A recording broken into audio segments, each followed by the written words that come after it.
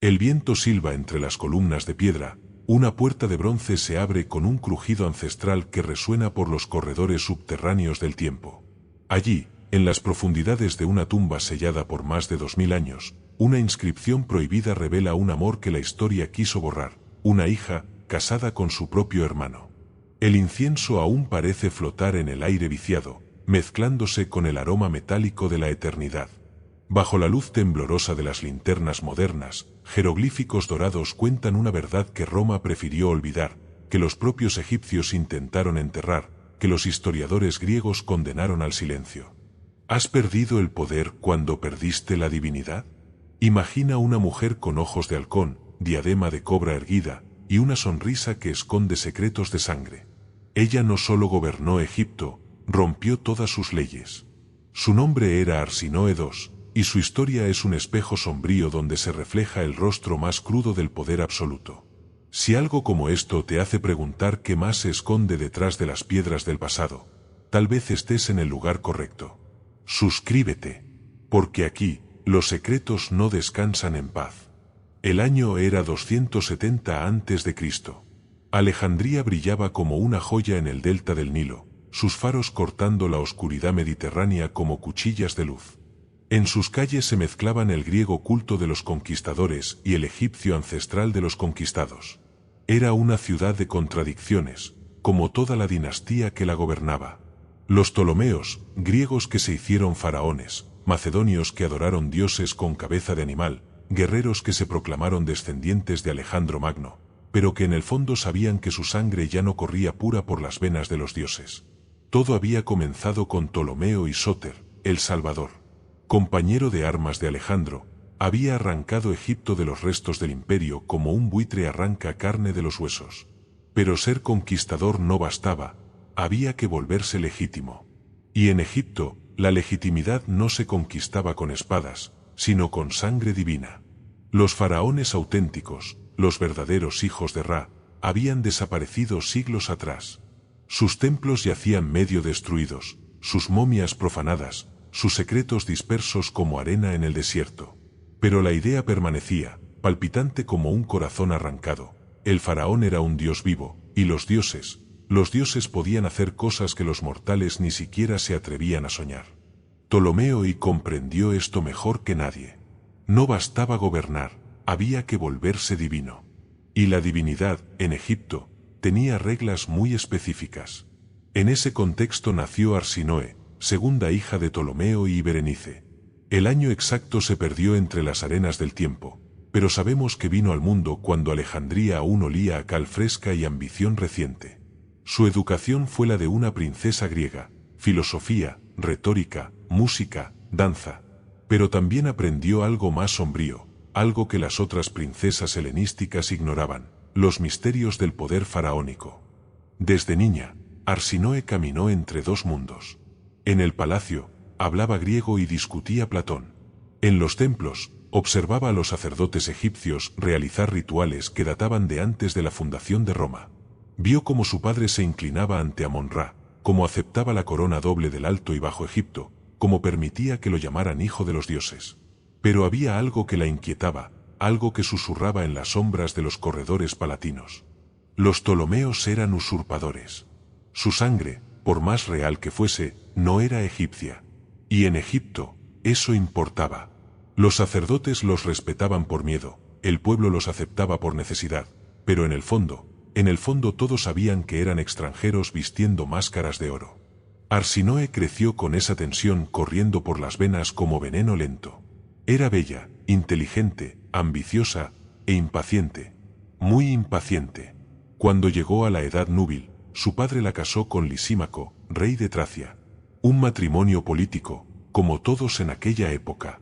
Lisímaco era uno de los sucesores de Alejandro, un hombre ya maduro, veterano de 1000 batallas, con hijos de la edad de su nueva esposa.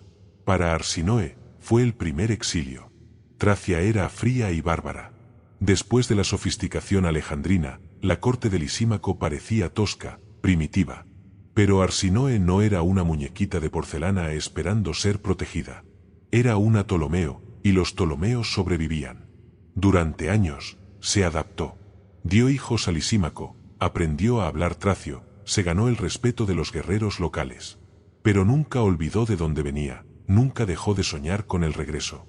Alejandría la llamaba como una sirena, susurrando promesas de poder y gloria que Tracia jamás podría ofrecer. El drama estalló cuando Lisímaco murió. No de vejez, no de enfermedad, sino asesinado por sus propios soldados en una batalla contra los galos. Arsinoe se vio súbitamente viuda, vulnerable, con hijos pequeños en tierra hostil. Los hijastros de Lisímaco, hijos de su primer matrimonio, la veían como una intrusa. Comenzaron a conspirar contra ella, a amenazar a sus hijos, a reclamar el trono que consideraban suyo por derecho. Fue entonces cuando ocurrió lo impensable. En una noche de invierno tracio, los hijastros de Arsinoe aparecieron muertos. Degollados.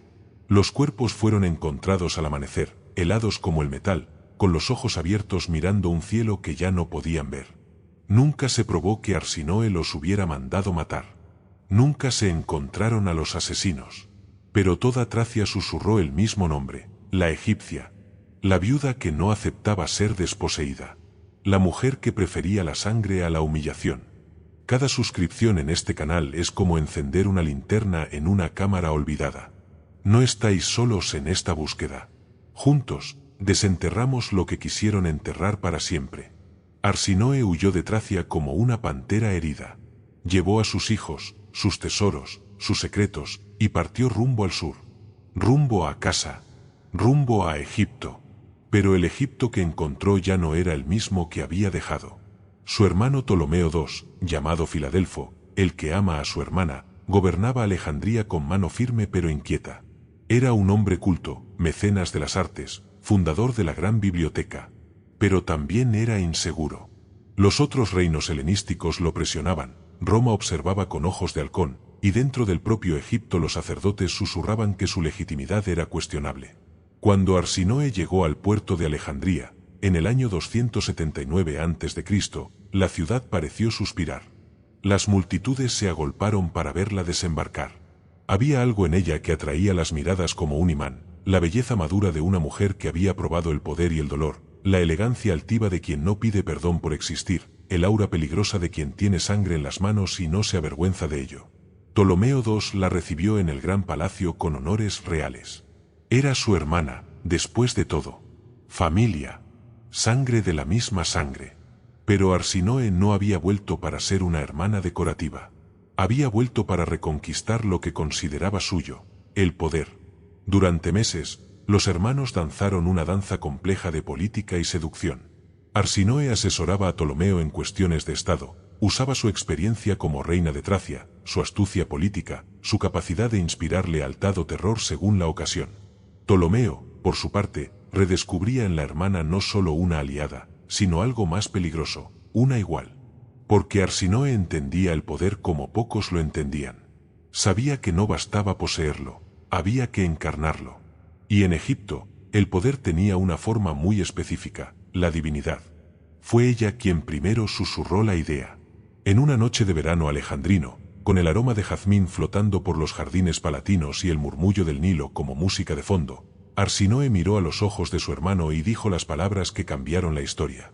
Somos descendientes de dioses. Pero los dioses no mendigan legitimidad, la crean. Ptolomeo al principio no comprendió. Después se quedó perplejo. Después, horrorizado. Finalmente, tentado. Porque la idea de Arsinoe era tan simple como revolucionaria. Si los Ptolomeos querían ser verdaderos faraones, tendrían que hacer lo que los verdaderos faraones hacían. Y los faraones, desde tiempos inmemoriales, se casaban entre hermanos. No era amor. Era poder puro, destilado hasta su esencia más tóxica. Era la comprensión de que la legitimidad no se heredaba, se conquistaba. Y en Egipto, se conquistaba imitando a los dioses. Osiris e Isis. Gebinat. Su y Tefnut. Todos los mitos egipcios hablaban de dioses que eran hermanos y esposos, que generaban hijos divinos de su propia carne. Si los Ptolomeos querían ser dioses, tendrían que comportarse como tales. La idea era monstruosa. Era genial. Era inevitable. Durante meses, Arsinoe trabajó a su hermano como un escultor trabaja el mármol. No con presión, sino con paciencia. no con argumentos, sino con susurros. Le hizo ver que sus enemigos los consideraban usurpadores, que Roma los trataba como vasallos, que los propios egipcios dudaban de su divinidad. Pero si nos casáramos, susurraba en las sombras del palacio, si nos convirtiéramos en uno solo, como los dioses, ¿quién se atrevería a cuestionar nuestra legitimidad? Ptolomeo luchó contra la idea como un hombre lucha contra la corriente de un río. Pero las aguas eran más fuertes que su voluntad. Poco a poco, la lógica perversa de Arsinoe fue infiltrándose en su mente como veneno dulce. Ya estaba casado, es cierto. Su esposa, Arsinoe, era hija de Lisímaco. Pero los matrimonios reales eran contratos políticos, no compromisos sentimentales. Podían ser anulados, disueltos, olvidados. Especialmente cuando había poder suficiente en juego. La conspiración se tejió lentamente. Arsinoe comenzó a cultivar a los sacerdotes de Alejandría, especialmente aquellos dedicados al culto de Isis. Hizo donaciones generosas a los templos, participó en rituales secretos, demostró un conocimiento de los misterios egipcios que impresionaba hasta los más viejos hierofantes. Simultáneamente, comenzó a sembrar dudas sobre Arsinoe y rumores sobre su lealtad, sobre sus conexiones con Tracia, sobre su falta de comprensión de las costumbres egipcias. Nada directo, nada que pudiera ser probado, pero constante como el goteo que perfora la piedra. Ptolomeo II, mientras tanto, se veía cada vez más aislado. Sus generales lo respetaban pero no lo temían. Sus súbditos lo obedecían pero no lo adoraban. Sus enemigos lo consideraban débil, indeciso, un rey bibliotecario más interesado en pergaminos que en conquistas. Arsinoe le ofrecía algo diferente, la posibilidad de convertirse en leyenda. El momento decisivo llegó en el año 276 a.C. Arsinoe fue acusada de conspirar contra su marido. Las pruebas eran circunstanciales, los testimonios dudosos, pero el veredicto inevitable. Fue exiliada al Alto Egipto, lejos de la corte, lejos del poder, lejos de cualquier posibilidad de interferir en los planes que se tejían en las sombras. Con el camino libre, Arsinoe II y Ptolomeo II anunciaron su matrimonio. La noticia cayó sobre Alejandría como un rayo. En las calles, en los mercados, en los templos, no se hablaba de otra cosa. Algunos se horrorizaron. Otros se fascinaron. La mayoría simplemente se quedó perpleja. Porque incluso en el mundo antiguo, incluso en una época en que los matrimonios entre parientes eran ocasionalmente aceptados, el casamiento entre hermanos completos era extraordinario. Los griegos lo consideraban bárbaro. Los romanos, abominable. Solo en el Egipto faraónico había precedentes, y los últimos faraones auténticos habían muerto siglos atrás. Pero Arsinoe había calculado bien. Sabía que la revolución solo triunfa cuando es inevitable. Y había vuelto inevitable este matrimonio a través de una campaña magistral de propaganda religiosa. Durante meses antes del anuncio, los sacerdotes de Isis habían comenzado a predicar sobre el regreso de los tiempos heroicos. Sobre la necesidad de que los dioses volvieran a caminar entre los mortales. Sobre las señales celestiales que anunciaban una nueva era. Cuando finalmente se reveló que Ptolomeo II y Arsinoe II se casarían siguiendo el modelo de Osiris e Isis, muchos egipcios no vieron escándalo, sino cumplimiento de una profecía. No vieron perversión, sino restauración. La ceremonia se celebró en el gran templo de Ptah, en Memphis. No en Alejandría, con su barniz griego, sino en la antigua capital, donde los faraones auténticos habían sido coronados desde el principio de los tiempos. Arsinoe quería raíces, no solo poder. Quería legitimidad, no solo autoridad. El ritual duró 3 días. Primero, la purificación. Ptolomeo y Arsinoe se sometieron a los antiguos rituales de limpieza espiritual, se bañaron en las aguas sagradas del Nilo, ayunaron y meditaron en las estancias del templo. Después, la transformación. Vestidos con las ropas tradicionales de los faraones, con coronas que habían sido usadas por los hijos de Ra, pronunciaron los juramentos que los convertían no solo en reyes, sino en dioses vivos. Finalmente, la consagración. En el momento en que Ptolomeo puso el anillo real en el dedo de Arsinoe, algo cambió en el aire. Los presentes lo sintieron como una onda eléctrica, como si los propios dioses hubieran descendido del Olimpo para bendecir la unión. O tal vez fuera simplemente el poder reconociendo al poder. la reacción del mundo helenístico fue de horror mal disimulado. Los otros reyes consideraron el matrimonio una abominación, una ruptura de todas las normas civilizadas. Roma, aún más pragmática, lo vio como una amenaza. Si los Ptolomeos lograban establecerse como verdaderos dioses reyes, serían infinitamente más peligrosos que cualquier tirano mortal. Pero en Egipto, la reacción fue diferente. Hubo resistencia, cierto. Algunos sacerdotes se negaron a reconocer la legitimidad del matrimonio. Algunos nobles expresaron su repugnancia. Pero la masa popular, especialmente en el Alto Egipto, recibió la noticia con algo parecido al éxtasis religioso.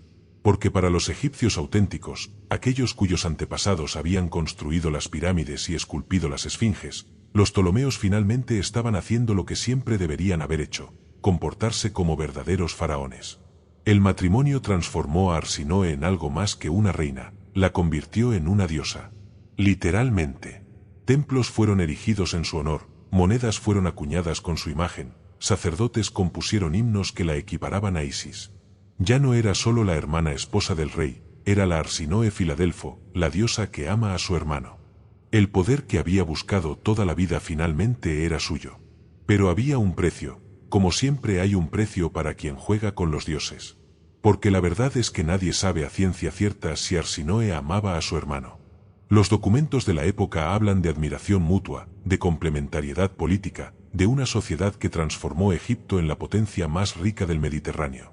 Hablan de cómo gobernaron juntos durante 16 años, de cómo ella lo asesoraba en cuestiones militares y él la consultaba sobre diplomacia.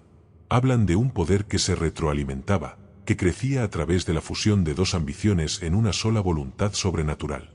Pero ¿amor? Esa palabra no aparece en los papiros.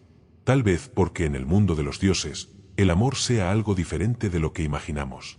Tal vez sea posesión mutua, dominio compartido, la embriaguez de quien descubrió que dos pueden ser más que la suma de sus partes. O tal vez fuera simplemente esto: dos seres humanos que comprendieron que la soledad en la cima es insoportable, y que prefirieron compartir la carga de la divinidad a llevarla solos. Durante sus años como reina diosa, Arsinoe transformó Egipto. Impulsó el comercio, patrocinó las artes, expandió la influencia ptolemaica por el Mediterráneo oriental. Pero sobre todo, creó un modelo de poder que perduraría por siglos: la monarquía divinizada, donde los gobernantes no eran solo representantes de los dioses, sino los propios dioses en forma humana. Cleopatra, siglos más tarde, seguiría sus pasos. También ella se proclamaría Isis reencarnada, también ella usaría el matrimonio como arma política, también ella comprendería que en Egipto, el poder era inseparable de la divinidad. Pero había algo en Arsinoe que Cleopatra nunca poseyó: la disposición absoluta para romper todas las reglas. Cleopatra sedujo extranjeros, César y Marco Antonio, manteniendo siempre una distancia, una alteridad que la volvía exótica pero no monstruosa. Arsinoe fue más lejos, sedujo su propia sangre, convirtió el incesto en sacramento, transformó el tabú más universal de la humanidad en una fuente de legitimidad divina. Fue su gloria y su condena. Porque cuando murió, en el año 270 a.C., algo extraño ocurrió. Los sacerdotes que la habían adorado como diosa de repente se mostraron reticentes a hablar de ella. Los escribas que habían celebrado sus virtudes comenzaron a omitir su nombre de los registros. Las estatuas erigidas en su honor fueron misteriosamente dañadas, las inscripciones borradas, los templos dedicados a su culto gradualmente abandonados. Era como si Egipto, después de su muerte, se hubiera arrepentido de haberla divinizado. Ptolomeo II, devastado por la pérdida, intentó mantener viva su memoria. Decretó que fuera momificada con los más altos honores, que su culto continuara, que su nombre fuera grabado junto a los grandes faraones de la historia. Pero la resistencia era silenciosa y constante. Como si una fuerza oculta estuviera lentamente borrando a Arsinoe de la memoria colectiva. Roma, por supuesto, tuvo su parte en esto. Conforme crecía su influencia sobre Egipto, los romanos promovieron sutilmente la idea de que los matrimonios incestuosos eran señales de decadencia, de barbarismo oriental. Que los verdaderos gobernantes civilizados no necesitaban recurrir a tales extremos para legitimar su poder. Pero hubo algo más. Algo que ni Roma ni los enemigos de los Ptolomeos pudieron haber controlado por completo: el propio miedo al poder que Arsinoe había representado. Porque ella había demostrado algo terrible: que no hay límite para la ambición humana cuando se disfraza de divinidad, que los tabúes existen no para proteger a los dioses, sino para proteger a los mortales de sí mismos, que cuando alguien está dispuesto a romper todas las reglas, puede llegar mucho más lejos de lo que cualquier persona civilizada osaría imaginar. Arsinoe había sido la prueba viviente de que el poder absoluto no solo corrompe, transfigura, convierte a los seres humanos en algo diferente, algo que ya no puede ser juzgado con criterios humanos. Y eso, simplemente, era demasiado peligroso para ser recordado.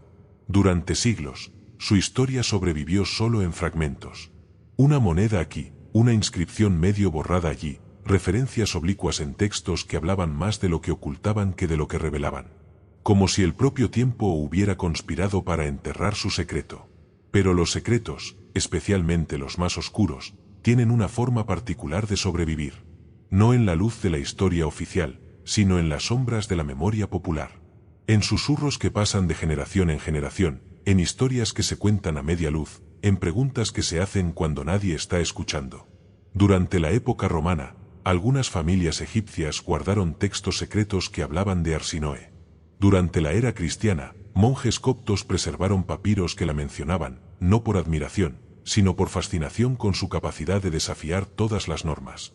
Durante la conquista árabe, eruditos musulmanes tradujeron fragmentos de su biografía, intrigados por una mujer que había logrado convertirse en diosa en una época en que las mujeres raramente lograban ser siquiera reconocidas como seres humanos completos. Y así, siglo tras siglo, la historia de Arsinoe sobrevivió. Mutilada, censurada, distorsionada, pero viva. Como una llama que se niega a apagarse por completo.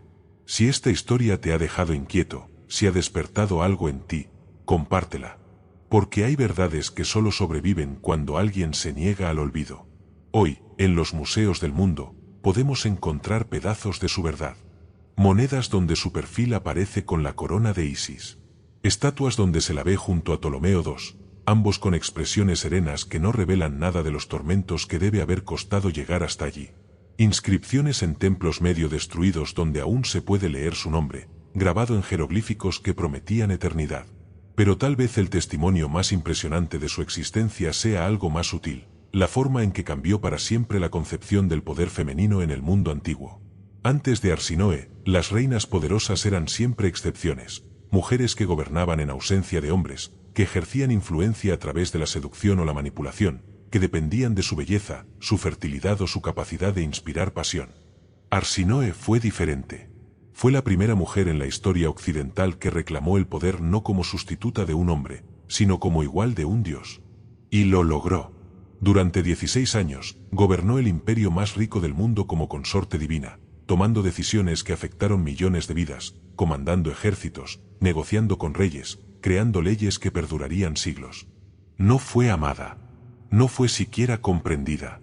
Pero fue respetada con el tipo de respeto que se reserva para las fuerzas de la naturaleza. Terrible, necesario, imposible de ignorar.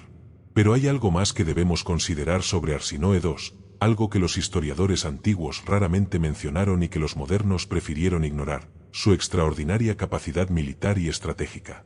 Porque esta mujer que escandalizó al mundo con su matrimonio incestuoso también fue una de las comandantes más astutas de su época. Durante los años de guerra entre los sucesores de Alejandro, cuando el mundo helenístico se desangraba en conflictos constantes, Arsinoe no se limitó al papel tradicional de reina consorte. Participó activamente en las campañas militares, asesoró la estrategia naval, coordinó alianzas que determinaron el destino de imperios enteros. Los papiros de Oxirrinco, descubiertos en el siglo XX, contienen fragmentos de correspondencia militar donde su nombre aparece no como decoración, sino como autoridad real. Cartas donde generales ptolemaicos le reportan directamente, donde se refieren a ella no como la reina sino como la comandante. Documentos que sugieren que su influencia sobre el ejército era tan grande como su influencia sobre los sacerdotes. Hay un fragmento particularmente revelador, fechado en el año 275 a.C., donde un oficial naval escribe: Arsinoe Filadelfo ordenó el bloqueo de Chipre. Sus instrucciones son precisas como las de cualquier general al que haya servido. Los hombres la respetan no por ser divina, sino por ser letal.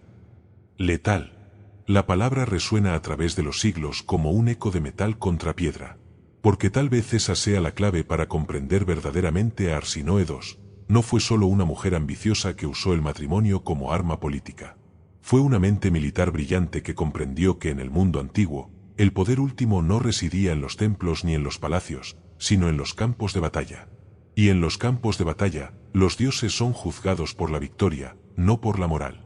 Durante la Primera Guerra Siria, cuando Ptolomeo II se enfrentó a Antíoco y en la disputa por los territorios de Siria y Palestina, fue Arsinoe quien concibió la estrategia que decidió el conflicto. No una batalla frontal, que favorecería a los sirios con sus elefantes de guerra, sino una campaña de desgaste basada en el control de las rutas comerciales. La estrategia era típicamente femenina en su sutileza, típicamente ptolemaica en su dependencia de la riqueza, y típicamente arsinoeana en su crueldad calculada. En vez de atacar los ejércitos enemigos, atacaron su economía. En vez de buscar gloria militar, buscaron asfixia comercial. En vez de batallas épicas, prefirieron la muerte lenta por 1000 cortes. Funcionó. Antíoco, incapaz de financiar una guerra prolongada sin acceso a los puertos mediterráneos, se vio obligado a negociar una paz que dejó a Egipto como la potencia dominante en el Mediterráneo oriental. Pero la victoria tuvo un precio que ni Ptolomeo II ni Arsinoe habían anticipado. Hizo que Roma comenzara a verlos no como un reino helenístico más, sino como una amenaza real a sus intereses expansionistas. Las primeras embajadas romanas llegaron a Alejandría poco después del fin de la guerra. Oficialmente, venían a felicitar a los Ptolomeos por la victoria. En realidad, venían a evaluar la fuerza de un posible enemigo futuro. Los embajadores romanos eran hombres prácticos, soldados políticos acostumbrados a juzgar el poder por las legiones y la disciplina militar. Esperaban encontrar otro reino oriental más, rico pero decadente, poderoso en lujo pero débil en guerra. Lo que encontraron los dejó profundamente inquietos. Arsinoe los recibió en el gran salón del palacio vestida como Isis, pero hablando como una general. Discutió con ellos tácticas navales, logística militar, la importancia estratégica de Chipre y Cirenaica. Demostró un conocimiento de los asuntos militares que rivalizaba con el de los propios legados romanos. Uno de ellos, Marco Valerio Mesala, escribió posteriormente al Senado: esta mujer que los egipcios llaman diosa comprende la guerra mejor que muchos de nuestros cónsules. Si algún día Roma tiene que enfrentar a Egipto, será ella, no su hermano marido, nuestra verdadera adversaria. Mesala no sabía cuán proféticas eran sus palabras. 2 siglos más tarde, otra reina egipcia, Cleopatra VII, enfrentaría a Roma en una guerra que determinaría el destino del Mediterráneo. Y muchas de las estrategias que usaría serían ecos directos de los métodos de Arsinoe II: seducción diplomática combinada con astucia militar, uso de la riqueza como arma, comprensión de que en el mundo antiguo, la política y la guerra eran caras de la misma moneda. Pero había una diferencia crucial entre Arsinoe y Cleopatra, una diferencia que tal vez explique por qué una conquistó la inmortalidad romántica y la otra fue condenada al olvido sombrío. Cleopatra amó a sus enemigos. César, Marco Antonio, eran romanos, extranjeros, hombres a los que podía seducir precisamente porque representaban al otro. Había una distancia erótica en sus relaciones, una alteridad que permitía al mundo perdonarla, romantizarla, convertirla en símbolo del amor que trasciende fronteras. Arsinoe amó a su igual, su hermano, su sangre, su propia carne multiplicada en forma masculina. No había distancia, no había alteridad, no había